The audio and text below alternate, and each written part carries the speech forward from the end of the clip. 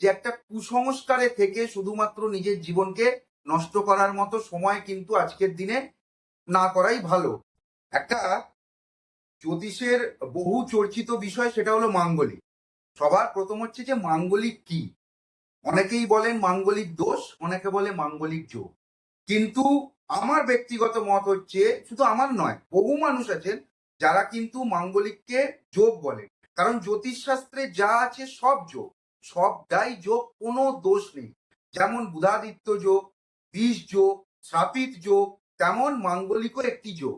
তো মাঙ্গলিক যোগ যেটি নিয়ে মানুষ এত ভয় পায়, যে মাঙ্গলিক যোগ হলে যেটি সব থেকে বেশি ভয়ের বিষয় সেটি হলো যে বৈবাহিক জীবন বা বিবাহিত জীবন, দাম্পত্য জীবন নষ্ট হয়। কিন্তু না, মাঙ্গলিক যোগ শুধুমাত্র মঙ্গলের অবস্থান লগ্ন থেকে অ্যান্টি ক্লকওয়াইজ সেই অবস্থান দেখলেই হয় না, তার আরো কিছু বিষয় আছে।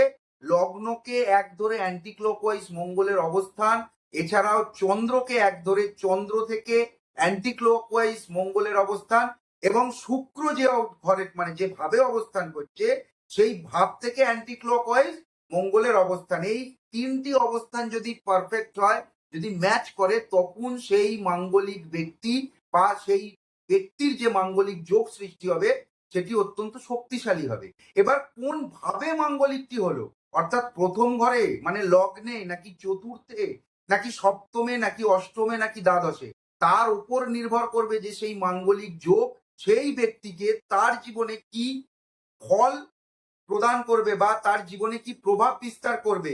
শুধু বৈবাহিক জীবনে নয়, বিভিন্ন সমস্যা বিভিন্ন জায়গাতেই তার হতে পারে।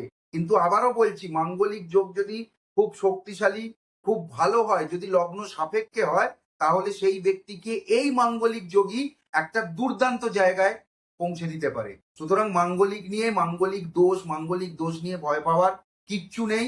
এবং তার বড় কথা, যে একটা কুসংস্কারে থেকে শুধুমাত্র নিজের জীবনকে নষ্ট করার মতো সময় কিন্তু আজকের দিনে না করাই ভালো। তো যাই হোক, মাঙ্গলিক কোনো দোষ নয়, এটি একটি যোগ। আর পাঁচটা যোগের মতোই জ্যোতিষ শাস্ত্রের একটি যোগ। শুধু মাঙ্গলিক নিয়ে ভয় পাবেন না, মাঙ্গলিক নিয়ে নিজের জীবনকে নষ্ট করবেন না। মাঙ্গলিকের ঠিকঠাক বিচার করান যদি আপনি হয়ে থাকেন, তাহলে এই মাঙ্গলিকের শক্তি নিয়ে জীবনকে সঠিক পথে চ্যানেলাইজড করুন, দেখবেন জীবনে সাফল্য এবং উন্নতি আপনি পেয়ে গেছেন।